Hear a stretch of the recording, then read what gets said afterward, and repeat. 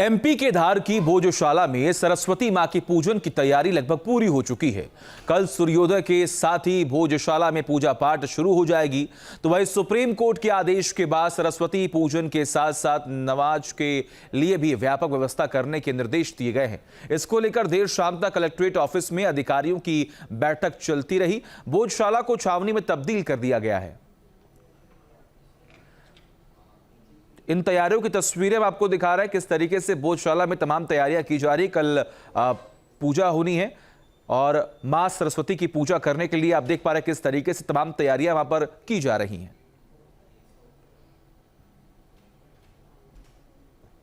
बसंत पंचमी के दिन सरस्वती माँ की पूजा की तैयारी लगभग भोजशाला में पूरी हो चुकी है। अब मैं पहले आपको तस्वीर दिखाता हूँ। ये वही स्थान है जहाँ पे राजा भोज ने माँ सरस्वती को विराजमान किया गया था और उसके बाद अब ये कहा जा रहा है कि अब जब प्रतिमा जो आएगी सरस्वती माँ की वो यहीं पे ही विराजमान होगी। पहले मैं आपको तस्वीर में दिखाता हूँ। अबे दिखाइए पूरी तस्वीर जिसको लेके ये पूरा जो है विवाद चल रहा है और सीधे तौर पर लोग बड़ी संख्या में यहाँ पे लोग पहुँच रहे हैं। और ये छत्र आप सब तस्वीरों में देख सकते हैं कि जिस तरीके से महाकाल का जो छत्र है इसी प्रकार का छत्र यहाँ पर भी बना हुआ है। कुछ लोग हैं मेरे साथ, यहाँ पे बात करने की मैं कोशिश करता हूँ। समझ कि आप सर यहीं से हैं? जी हाँ, मैं देख रहा था बड़े आनंद से आप अंदर दर्शन कर रहे थे। फोटो समिति का काम है। हाँ, कल कितना महत्वपूर्ण दिन है?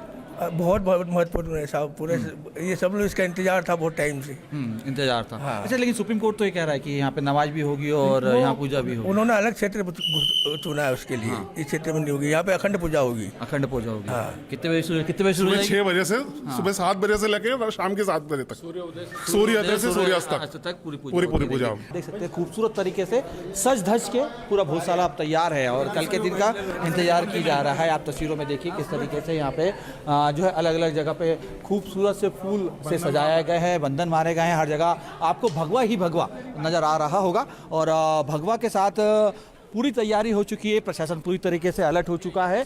और चलिए मैं आपको एक तस्वीर और दिखाता हूँ आगे की। इसके बारे में मैं और जानकारी मैं आपसे लेते हुआ दिखाई दूंगा।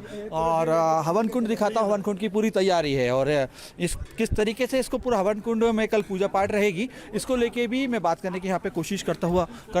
सर ये क्या देखिए हवन कुंड है, कितना बड़ा ये हवन कुंड है? पूरा इतने बड़े हवन कुंड में हवन होता था पहले। अब क्या है कि छोटा हो गया तो सीमित अंदर बैठ के अपन हवन करेंगे। और ये लकड़ियां, ये हवन सामग्री पूरी सब कुछ आ चुकी है। और इसका विधि विधान से हम 11 पंडितों 51 पंडितों द्वारा और 51 जोड़े बैठकर हवन पूर्ण 51 पंडित बैठेंगे और 51 जोड़े भी इसके अंदर सम्मिलित आते जाएंगे जाते जाएंगे। पूजन होगा, सभी जन आहुति डालेंगे इस हवन कुंड में। आज इस हवन कुंड में आहुति देने का बड़ा महत्व है। बसंत उत्सव के रोज आपने यज्ञ में आहुति दे दी तो आपका धन्य धान्य से भरपूर रहता है। और इसकी माँ की बहुत बड़ी आस्था है और बहुत ही विश्वास है पूरे क्षेत्र को। आप कह रहे थे अभी कि जब प्रतिमा आएगी तो सामने कब आ रही है? बहुत जल्दी आ रही है। सब परीक्षण हो गया है, सब हो गया है। सब मूर्तियाँ रखी हुई है यहाँ पर भी, सब जो निकली है यहाँ पर।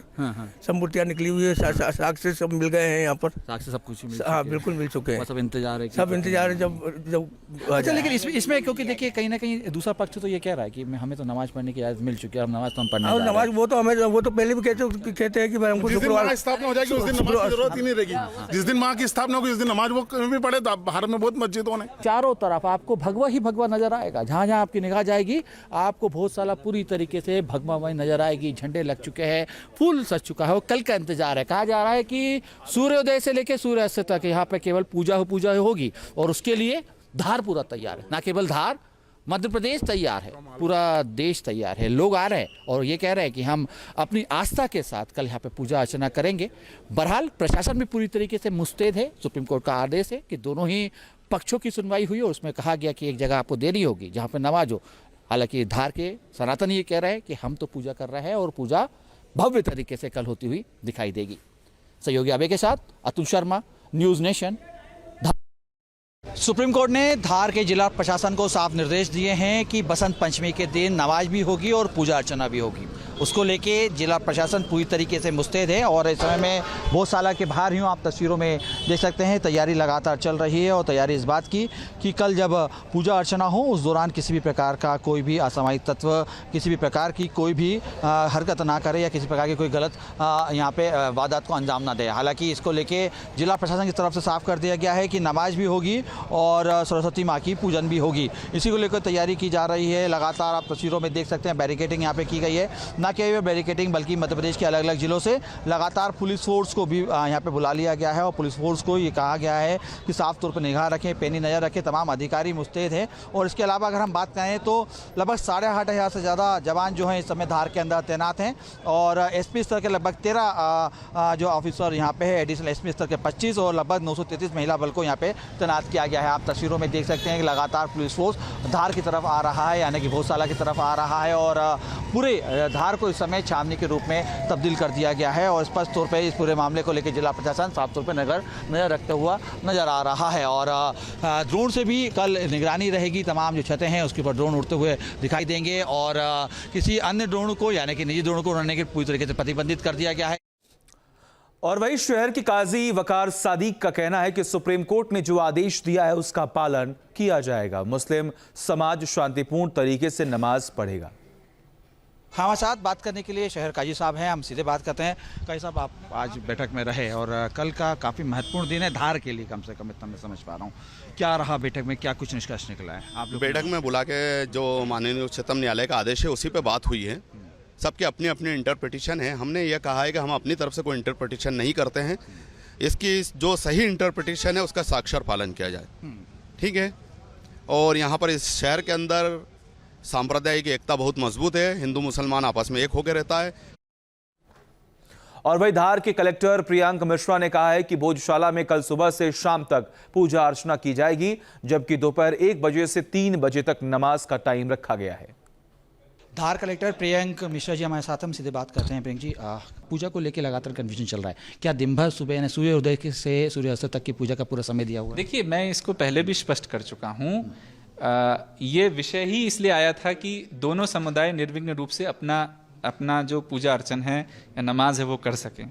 अलग अलग स्थान देने की मूल भावना या मूल उसका उद्देश्य यही है कि किसी के भी पूजन अर्चन या नमाज में विघ्न नहीं पड़ना चाहिए। तो वो तो कोर्ट ने स्पष्ट कर दिया है कि वो दोनों ही निर्विघ्न चलेंगे। जिला प्रशासन तैयार है कल के लिए? नहीं, बिल्कुल तैयार हैं, सहयोग की बात है, बिल्कुल तैयार हैं। कानून व्यवस्था की स्थिति नहीं निर्मित होने देंगे, ये हमारा मूल उद्देश्य है। हमें समय देने के लिए प्रियंक मिश्रा जी थे। साफ तौर पर उनका कहना है कि धार में कल का दिन महत्वपूर्ण है, हर चुनौती से निपटने के लिए तैयार हैं। बहरहाल दोनों पक्षों से लगातार बात की जा रही है और खासतौर पर नमाज के लिए एक विशेष जगह चिन्हित की जा रही है और ये कयास लगाए जा रहे हैं कि उस जगह पर सहमति बनती हुई दिखाई देगी। आपके मोबाइल पर तुरंत आएगी ब्रेकिंग न्यूज, स्क्रीन पर सबसे पहले दिखेगी बड़ी खबर, देश दुनिया की हर खबर एक जगह। अब आपके मोबाइल पर तुरंत फटाफट इंस्टॉल कीजिए न्यूज नेशन ऐप और रखिए खुद को अपडेट।